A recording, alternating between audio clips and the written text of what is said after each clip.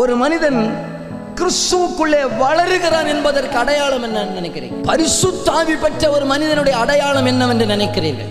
இயேசுவை பின்பற்றுகிறவருடைய அடையாளம் என்னவென்று நினைக்கிறீர்கள்? பின்பற்றுகிறவருடைய அடையாளம் அவர்கள் மனுஷரை பிடிக்கிறவர்களாக மாறுவார்கள்.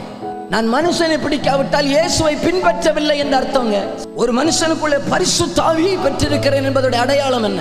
பரிசுத்த ஆவி உங்களிடத்தில் வரும்போது நீங்கள் எருசலேமிலும் யூதேயாவிலும் சமாரியாவிலும் உலகத்தின் கடைசி வரைக்கும் சாட்சிகளாக இருப்பீர்கள். மற்றவர்களுக்கு இயேசுவை பற்றி சாட்சி சொல்லுவீர்கள்.